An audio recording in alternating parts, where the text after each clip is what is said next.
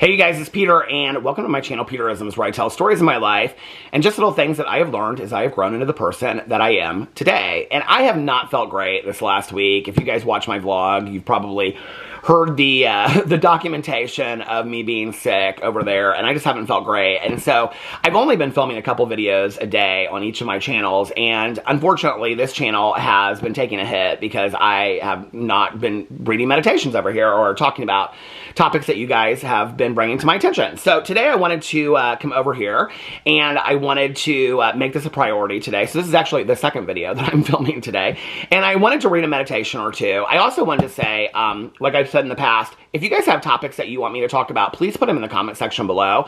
If you're not comfortable doing that, please email me or direct message me on Instagram. Instagram's really the only social media app that I'm actually active on anymore. So anyway, if you guys have things you want me to talk about, but you don't feel comfortable leaving it in the comment section, let me know.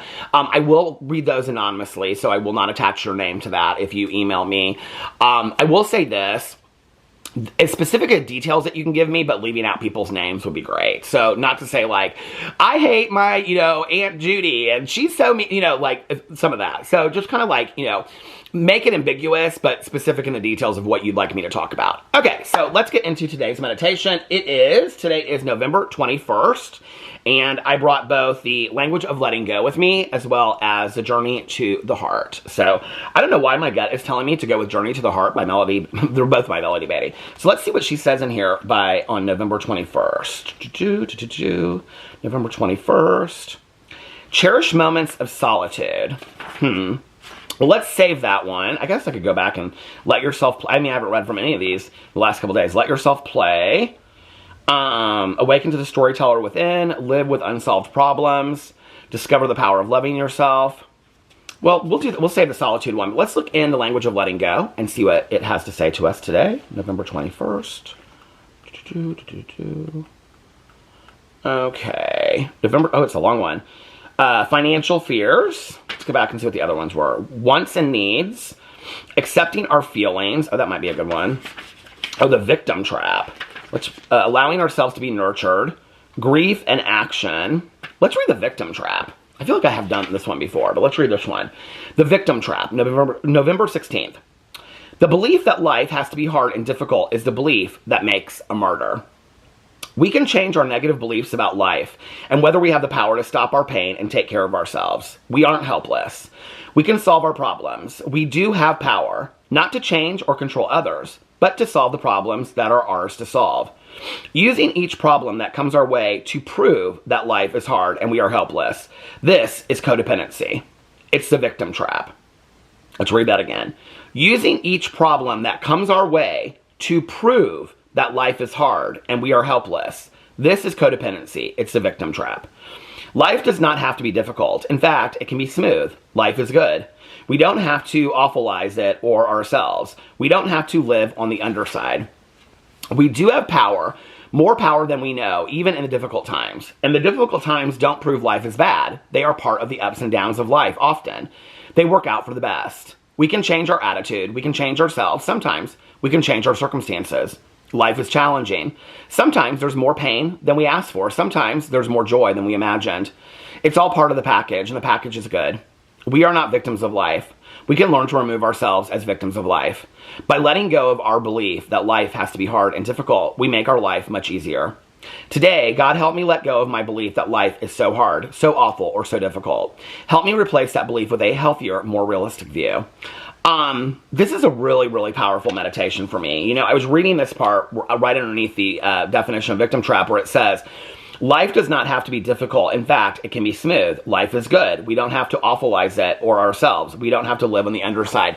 And I read that and I thought to myself, I bet there's people out there that when they hear me read that, they're like, that's not true. Because I can remember hearing statements from people like that where I was like, you don't know my life. If you knew my life, then you wouldn't say that life is good, life is smooth, because there's really nothing good about my life. I felt like that at several points in my life. More than several. I felt that way a lot in my life where I awfulized it, as Melody Beatty says in here, where I just felt like there's nothing good about life. What's the point? And it's interesting because I'm trying to think to myself, like, when did that change for me? I think the beginning of that change for me was whenever I would go through something, whether it was sickness or losing somebody or losing something in my life or financial fear or just change in general or leaving a relationship, it always felt very much like I'm the only one going through that in the world, okay? And then I would see that there was somebody out there that had 100 times worse than I did, or even 10 times worse than I did, right? And I can remember thinking to myself, wow, I'm not the only one that's going through something similar to that, right? And I think in some way, even if I didn't know those people that were going through it, it unified it for me. It made me feel like I wasn't so alone in what I was going through. I think that anything that we're going through, whether it's chronic illness or whether it is, medical issues or like some of the other examples I gave, like a breakup or a loss in our life, whatever we're going through, I think that we're not alone in that. And our pain is specific to us, but it's not specific in the world. And I think the other thing that I learned that was even more powerful than that, right? Because that's just an equalizing factor, is to say that what I'm going through is, yes, it's unique and specific to my life, but there are people out there that are going through much worse than that, right? There are people right now that are fighting for their life at their last breath. There are people that are making really difficult decisions in their life today.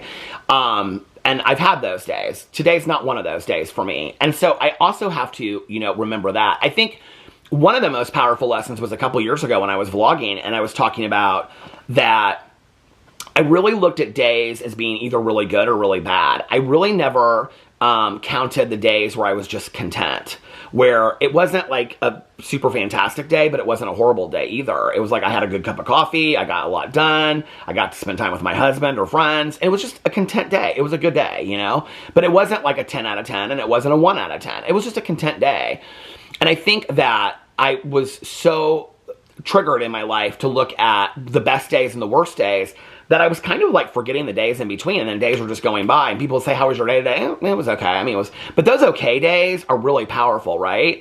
And so what I tried to start doing was starting to focus on the really okay days, the small moments in life. I think the pivotal, profound moment came for me, and it was after I came back to the rooms of recovery, because there were 4 years that I didn't go to meetings, and it was after I came back, and I started meeting people that had gone through so much worse than I had ever gone through. I can remember a friend of mine who lost her son and daughter-in-law tragically. Horrifically. And that was at like 8 or 9 o'clock in the morning. And by noon, she was in a meeting. I can remember her coming in with like 2 guys that were like helping her walk into the room. And she shared what was going on with her. And I was like, wow, like that is strength, right? And I've witnessed that through the years of other people, not just people in recovery, but people in my life, and that they have gone through things that I couldn't even imagine how horrible they are, right? And yet they approach it with such grace. And then they also allow themselves to be teachers to other people in their moments of pain, right? They don't use their pain as an excuse. They don't use their pain as a reason to be mean or cruel to other people. They don't use their pain or what they've gone through to lash out at the world or use an excuse for why they can't move. They continue to function. And I thought, there have been many times in my life where I have used my pain as a reason to maybe not be the nicest person, or I've used it as a reason to stay stuck. And that's completely fine, too. Not to be mean to people, right? But I think a lot of us do that when we're not feeling great. We hurt people. I think we know that, right? But I think I definitely have used my pain to keep me stuck at different periods in my life where I just really didn't feel like I could move on in that moment. I've learned that it is okay. I've learned actually from a lot of those people that it's okay to be stuck in those moments of pain, right? That the reason why they're able to approach the world with such grace, and these are people that I consider role models that I look up into the world, right? That the reason why they are able to approach the world with such grace is because they have allowed themselves the same grace. They've allowed themselves the moments of not moving on. They've allowed themselves the moments of being stuck and feeling their pain. And I think it's been so powerful for me to learn that, right?